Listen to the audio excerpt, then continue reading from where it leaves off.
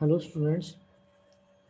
आज हम chapter number 1 के जो क्वेश्चन आंसर्स हैं उनको डिटेल में डिस्कस करेंगे, क्योंकि आपके पीटी के अंदर जो है 2 चैप्टर्स आपके आएंगे, चैप्टर 1 एंड चैप्टर 2। तो इस वीडियो में हम केवल चैप्टर 1 के जो क्वेश्चन आंसर्स हमने किए हैं उनको हम आज डिस्कस कर लेते हैं। जिस बच्चे को समझ में नहीं आया उसको समझ में आ जाएगा, और जिसको आ रखा है वो भी एक बार अपने आंसर्स को क्लियर कर लेंगे। चलिए शुरू करते हैं सबसे पहले एमसीक्यू से। तो आपके जो पहले एमसीक्यू हैं वो आपके यहाँ से शुरू होते हैं। तो सबसे पहला एमसीक्यू है, कह रहा है computer is a very machine. कह रहा है कंप्यूटर आपकी कैसी मशीन है। तो हमें पता है कंप्यूटर हमारी क्या है, फास्ट मशीन है। 3 ऑप्शन दिए गए, fast, in efficient and slow. तो हमें पता है हमारी मशीन क्या है, फास्ट है, कंप्यूटर हमारी फास्ट मशीन है। सेकंड में पूछ रहा है कि कंप्यूटर प्रोसेसेस ऑफ इंस्ट्रक्शन पर सेकंड। कह रहा है कंप्यूटर आपका 1 सेकंड में कितनी इंस्ट्रक्शंस को जो है वो प्रोसेस कर देता है, कंप्लीट कर देता है। तो हमें पता है, हमने पढ़ा था एक MIPS के बारे में। MIPS क्या बताता है, हमने कहा था कि जब हम कंप्यूटर की स्पीड को मेजर करते हैं तो हम उसको MIPS के अंदर करते हैं, यानी मिलियंस ऑफ इंस्ट्रक्शन पर सेकंड। 1 सेकंड में कितनी इंस्ट्रक्शन, मिलियंस ऑफ इंस्ट्रक्शन। तो इसके अंदर अगर हम देखें तो हमारे पास थर्ड वाला ऑप्शन दिया है, मिलियंस ऑफ इंस्ट्रक्शन, यानी हमारी जो इंस्ट्रक्शन है कंप्यूटर 1 सेकंड में मिलियंस ऑफ इंस्ट्रक्शन आपकी प्रोसेस कर देता है। थर्ड है आपका जनरेशन मीन्स।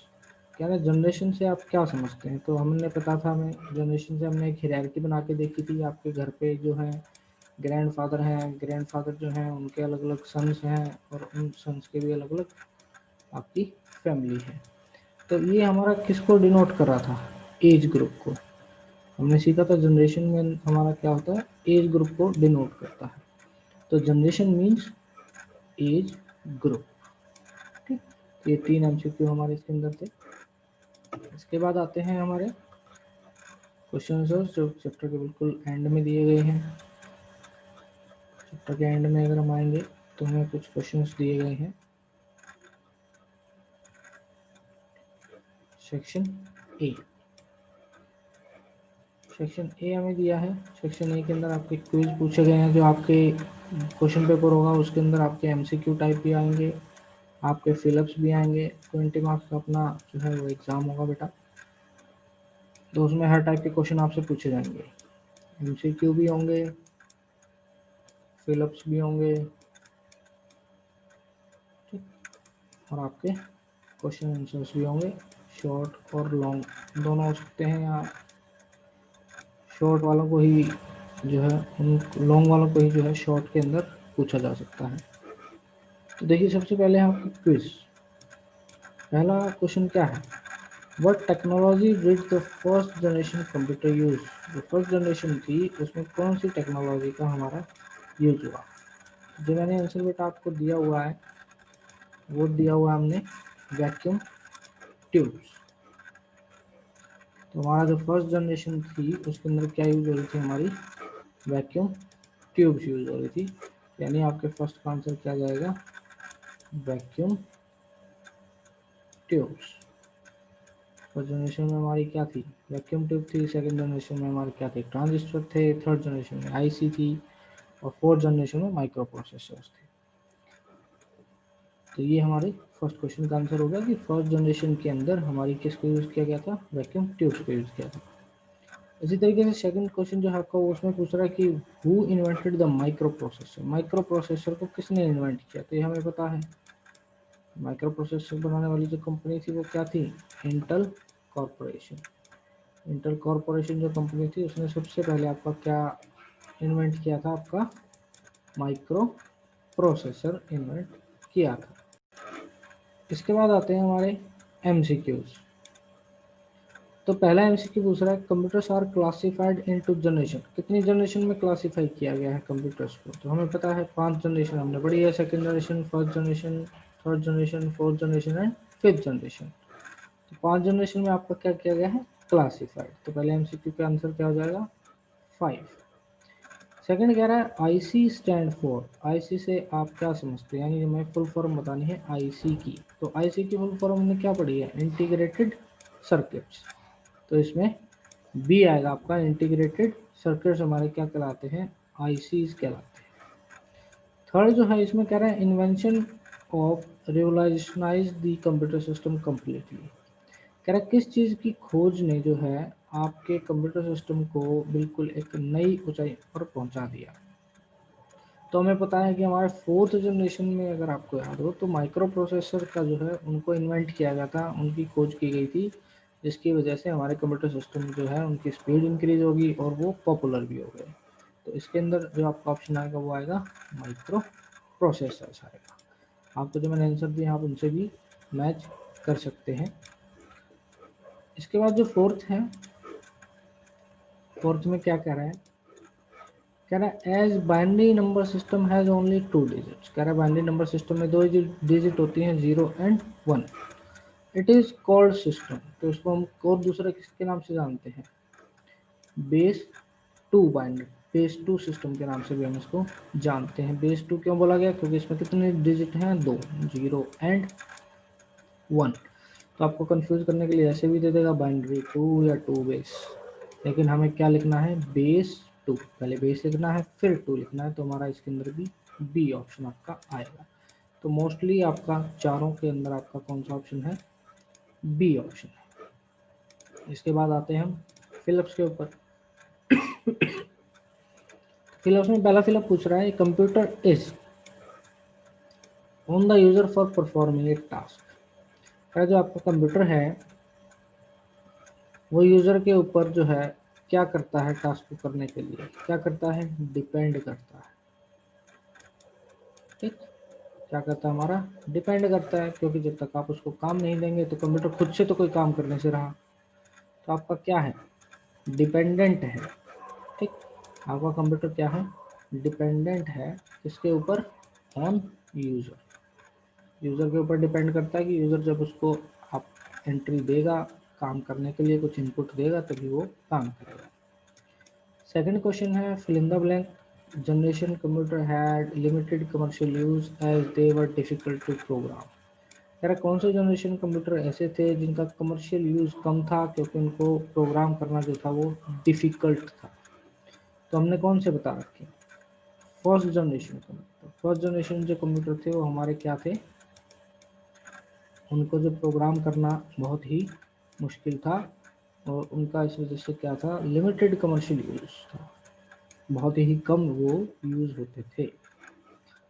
थर्ड क्या कह रहा है, क्या फिल्म generation computers are intelligent like human being. कौन सी जनरेशन के कंप्यूटर ऐसे थे जो इंटेलिजेंट थे, तो हमें पता है फिफ्थ जनरेशन जब हमारी आई थी, फिफ्थ जनरेशन जो आई थी उसके अंदर हमने किस टेक्नोलॉजी का यूज़ किया था, AI, AI technology, artificial intelligence. और आर्टिफिशियल इंटेलिजेंस की टेक्नोलॉजी से ही हमारे कंप्यूटर क्या बने, इंटेलिजेंट बने। तो इसमें क्या आएगा आपका, फिफ्थ जनरेशन कंप्यूटर। ठीक, ये हमारा क्या है, आंसर है। अगर हम आंसर भी चेक करें तो आपको आंसर भी साथ के साथ बताता चल रहा हूँ, ताकि आपको कोई दिक्कत हो तो आप अगर आपने गलत लिखा हो तो आप इसको करेक्ट करें। तो हमारे कौन से जनरेशन कंप्यूटर थे, फिफ्थ जनरेशन कंप्यूटर थे। इसके बाद आते हैं नेक्स्ट पे। तो कह रहा है operation can be perform with decimal number as well as binary number.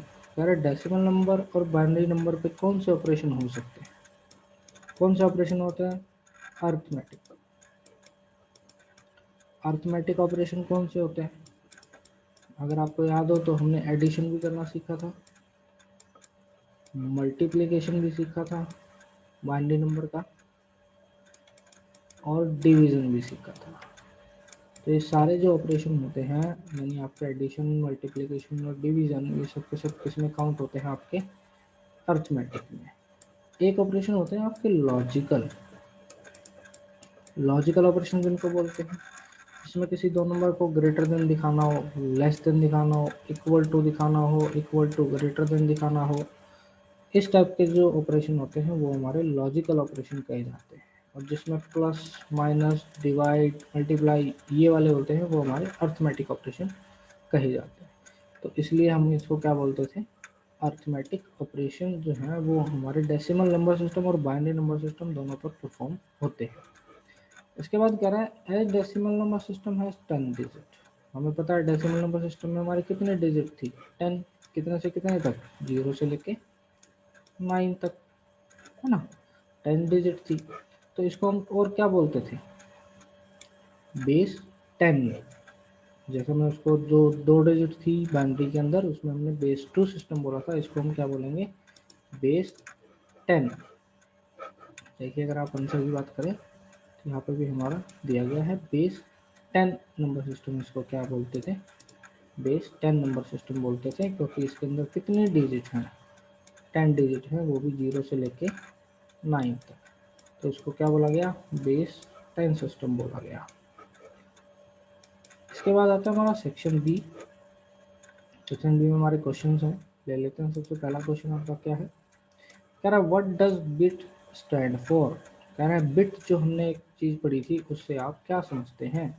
तो बिट का मतलब क्या होता है हमारा, बाइनरी डिजिट, यही हमने पढ़ा है। बिट का मतलब क्या है, बाइनरी डिजिट है। ठीक, क्लियर हो गया। इसके बाद पूछ रहा है what is Windows explorer. Window explorer क्या है। तो हमने चीज़ पढ़ी थी विंडो एक्सप्लोरर की हेल्प से हम क्या करते हैं, आपकी जो फाइल्स है उनको व्यू करते हैं, उसके अंदर मॉडिफिकेशन करते हैं, एडिटिंग करते हैं, डिलीटिंग करते हैं, वो सारी हमारी क्या है, इसकी हेल्प से हम करते हैं, विंडोज़ एक्सप्लोर की हेल्प से, जो हमें एक प्रोग्राम दिया गया है हमारे विंडोज़ के साथ में। तो देखते हैं हमने आंसर में क्या लिखा हुआ है। तो कह रहा है Windows explore is a file manager program. क्या है, फाइल मैनेजर प्रोग्राम है जो कि आपका विंडो ऑपरेटिंग सिस्टम के साथ दिया गया होता है। यानी फाइल मैनेजर प्रोग्राम मतलब फाइल को मैनेज करने का काम करता है ये वाला प्रोग्राम, जो कि हमें किसके साथ मिलता है, विंडोज़ के ऑपरेटिंग सिस्टम के साथ। ठीक, तो इसको ही हम क्या बोलते हैं, विंडोज़ एक्सप्लोरर हम बोलते हैं। इसके बाद जो नेक्स्ट क्वेश्चन था हमारा वो है कि आप जो है दो एग्जाम्पल दें, first second third fourth fifth, first second third और फोर्थ जो जनरेशन है उनके दो एग्जाम्पल दें। तो दो एग्जाम्पल आप दे सकते हैं। जो फर्स्ट जनरेशन है उसका एनिएक हो गया और एडवैक हो गया। ठीक, एनिएक एंड एडवैक दोनों सिमिलर से नेम है, तो दोनों आप एग्जाम्पल में ले सकते हैं। ये आपको याद ही करने पड़ेंगे, इसका कोई ट्रिक नहीं है बेटा। सेकेंड जनरेशन के जो एग्जाम्पल हैं एनिएक 1401 और IBM 700, और थर्ड जनरेशन के जो है IBM 360 और ICL 1900। Fourth generation IBM 4300 and ICL 2900। ये थोड़ी सी सेम से आपको नज़र आ रहे हैं, तो इनको आपको ध्यान से याद करना पड़ेगा। 360 वाला थर्ड जनरेशन में जाएगा, 4300 वाला फोर्थ जनरेशन में जाएगा। तो इस तरीके से आप इनको लिख कर जो है याद कर सकते हैं। उसके बाद जो नेक्स्ट आपका आता है क्वेश्चन वो है define artificial intelligence. Artificial intelligence से क्या समझते हैं। तो हमने पढ़ा था कि आर्टिफिशियल इंटेलिजेंस का मतलब है कि आपका जो कंप्यूटर है वो ऑटोमेटिकली जो है अपने हिसाब से काम करना जब शुरू कर देता है, जैसे कि ह्यूमन बीइंग करते हैं, तो उस टेक्नोलॉजी को क्या बोला गया था, आर्टिफिशियल इंटेलिजेंस बोला गया था। अब इसका जो आंसर है करेक्ट वो भी देख लेते हैं हम एक बार। तो देखिए क्या कह रहे हैं, कह रहे हैं artificial intelligence is a technique. क्या टेक्निक है, एक कला है जिसकी हेल्प से मशीन जो है वो सोचने लग जाती है और अपने डिसीजन खुद लेने लग जाती है जैसे ह्यूमन बीइंग लेता है। यही हम पढ़ा था कि आर्टिफिशियल इंटेलिजेंस एक ऐसी टेक्निक है जिसके अंदर जो मशीन जो है वो उसको इस तरीके से बनाया जाता है कि वो सोचना शुरू करे और अपने डिसीजन वो खुद ले, जैसे कि हमारा ह्यूमन बीइंग जो है, यानी कि हम जो है अपने डिसीजन खुद लेते हैं कि हमें क्या चीज़ करनी है और क्या नहीं करनी। उसी तरीके से जब आपका कंप्यूटर जो है खुद सोचकर अपने डिसीजन खुद लेने शुरू करता है, तो वही टेक्निक आपकी क्या कहलाती है, आर्टिफिशियल इंटेलिजेंस कहलाती है। उसके बाद जो नेक्स्ट क्वेश्चन है कह रहा है list the characteristics of a computer. कह रहा कंप्यूटर की क्या क्या विशेषताएं हैं उनके बारे में बताएं। तो विशेषता मैंने पढ़ी थी कि भाई ना तो थकता है, स्पीड भी ज़्यादा है, लार्ज इसकी मेमोरी है। ठीक, ये सारी चीज़ें हमने इसकी पढ़ी थी। तो वही कैरेक्टरिस्टिक्स आपकी आई हैं। सबसे पहले है स्पीड, स्पीड में काम करता है। जो भी कैरेक्टरिस्टिक, जो भी विशेषताएं ये किसके कंपैरिजन में है, ह्यूमन बीइंग के कंपैरिजन में। कि ह्यूमन बीइंग जो है वो, उससे कंपेयर किया गया है किसको, कंप्यूटर को। कंप्यूटर जो है ह्यूमन बीइंग से कैसे अलग है। तो स्पीड कंप्यूटर की ज़्यादा है बजाय कि ह्यूमन बीइंग के। एक्यूरेसी कंप्यूटर की ज़्यादा है बजाय कि ह्यूमन बीइंग के। ह्यूमन बीइंग कुछ काम, एक ही रिपीटेड काम बार बार करके थक जाता है, लेकिन कंप्यूटर नहीं थकता। लार्ज मेमोरी, चीज़ें ज़्यादा याद रखता है कंप्यूटर, ज़्यादा चीज़ें स्टोर करके रख सकता है बजाय कि ह्यूमन बीइंग के। डिलीजेंस, डिलीजेंस मतलब कभी ना तो थकता है ना कभी बोर होता है। ठीक है, एक काम से उगता नहीं है, वो लगातार अगर आप उसको काम देते रहेंगे, इनपुट देते रहेंगे, वो करता रहेगा। वर्सैटिलिटी, वर्सैटिलिटी का मतलब है कि डिफरेंट डिफरेंट टास्क वो कर सकता है। ठीक है, अब एक ही कंप्यूटर के अंदर आप क्या है, वीडियो भी चलाते हैं, गाने भी चलाते हैं, आप वर्ड फाइल के ऊपर भी काम कर रहे हैं, आप इंटरनेट भी यूज़ कर रहे हैं। तो वो उसकी क्या है, वर्सैटिलिटी है, यानी विभिन्नता है कि अलग अलग टाइप के काम वो आपका कर सकता है। तो ये आपकी कैरेक्टरिस्टिक्स है कंप्यूटर की। आपको पांचों इनको याद करना है: speed, accuracy, large memory, diligence and versatility. इसके बाद जो नेक्स्ट क्वेश्चन है हमारा, उसमें पूछ रहा है कि लिमिटेशंस ऑफ ए कंप्यूटर। विशेषता तो हमने कैरेक्टरिस्टिक्स में पढ़ ली, लिमिटेशन यानी उसके अंदर क्या कमियां हैं, कमियां भी हमें पढ़नी है। तो कमियां पढ़ने के लिए हमने कौन कौन सी कमी पढ़ी थी। एक तो उसकी खुद की जो है कोई इंटेलिजेंस नहीं है, यानी खुद की उसकी कोई बुद्धि नहीं है। दूसरी हमने क्या पढ़ी थी, दूसरी हमने पढ़ी थी कि उसकी खुद की कोई फीलिंग्स नहीं है, ना वो रोता है, ना चिल्लाता है, ना वो मना करता है, ना उसका कभी ऐसा मन होता है कि आइसक्रीम खाई जाए, जैसे ह्यूमन बीइंग का मन होता है। तो वही उसकी क्या बन गई, लिमिटेशंस बन गई। तो कह रहा है limitation of a computer is that it does not have intelligence and feeling. ना ही उसके अंदर इंटेलिजेंस है, खुद की बुद्धि है, ना कि खुद की बुद्धि से काम करता है, ना ही उसके अंदर फीलिंग्स है ना। कभी भी आप अगर कंप्यूटर सिस्टम को अगर थप्पड़ मारते हो तो वो रोता है, नहीं रोता।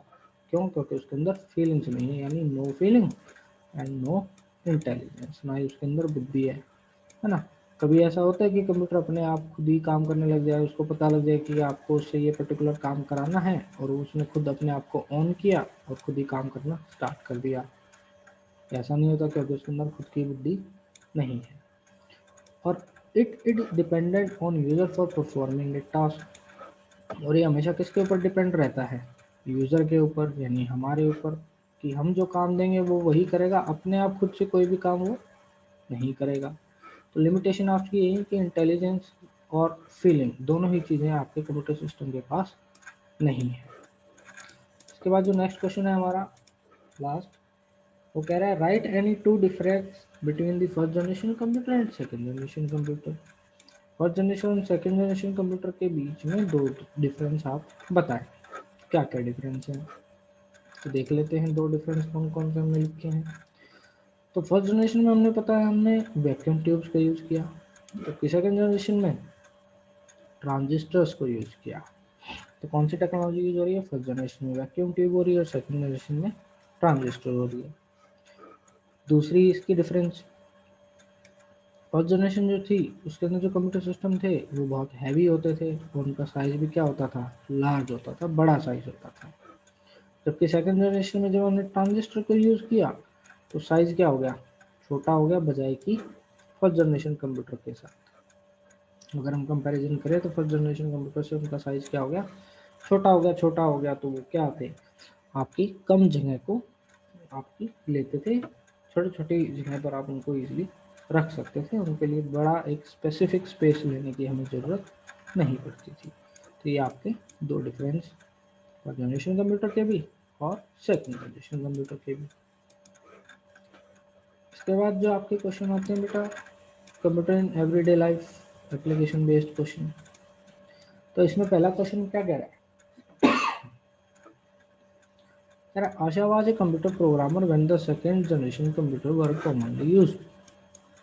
आशा एक लड़की है जो कि कंप्यूटर प्रोग्रामर थी, यानी आपकी एप्लीकेशंस बनाती थी या कंप्यूटर पे जो है प्रोग्राम बनाती थी। उस टाइम पर उसके पास जो थे सेकंड जनरेशन कंप्यूटर थे। सेकंड जनरेशन कंप्यूटर में होता है क्या यूज़ हुआ, ट्रांजिस्टर। तो वही इसने पूछा है कि जब वो सेकंड जनरेशन यूज़ कर रही थी तो किस टेक्नोलॉजी का यूज़ किया गया था उसके कंप्यूटर में। हमें पता है कौन सी टेक्नोलॉजी का, ट्रांजिस्टर्स का हमारा यूज़ किया गया था। ठीक, तो देखें इसके अंदर इसने क्या बताया, यही इसने बताया है। Answer 1 transistor. कौन सी टेक्नोलॉजी का यूज़ हुआ आपका, ट्रांजिस्टर का यूज़ हुआ। इसके बाद जो है नेक्स्ट क्वेश्चन कह रहा है जो आपका The teacher has given an assignment to Sanjay on binary division। कह रहा है संजय को टीचर ने एक काम दिया कि वो बाइनरी डिवीजन करके दिखाए। कह रहा है वो अपना मेथड भूल गया, संजय था उसको पता नहीं कैसे करना है डिवीजन।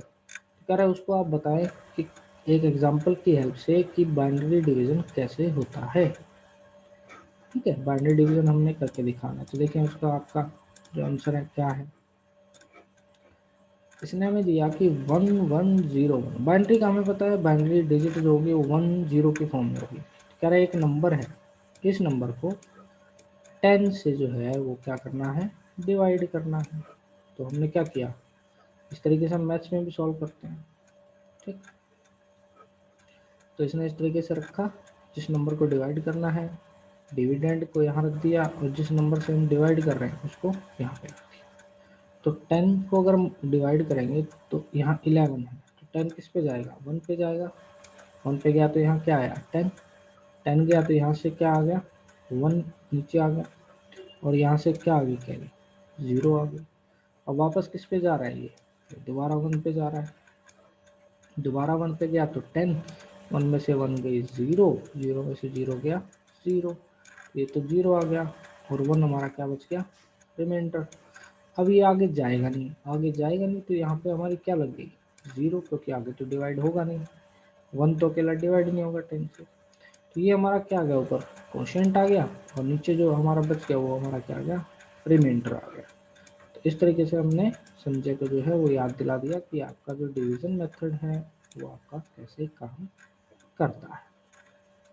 ठीक बेटा, तो यहाँ तक आप इन क्वेश्चंस को अच्छे से कर लें। फिर भी अगर डाउट लगता है तो आप मुझे कमेंट सेक्शन में इस वीडियो को ज़रूर बताएं, इसको नेक्स्ट वीडियो में भी आपका सॉर्ट आउट किया जाएगा। इसी तरीके की वीडियो आपको मैं एक सेकंड चैप्टर की भी दूंगा, जिसके अंदर आप सारे क्वेश्चन जो है वो आपसे मैं डिस्कस करूँगा वीडियो के अंदर, और उसके अंदर भी अगर आपको डाउट लगे तो आप मुझे ज़रूर कमेंट सेक्शन में बताएं। अच्छे से तैयारी करें ताकि आपके फुल मार्क्स आप स्कोर कर सकें। Thank you and have a nice day.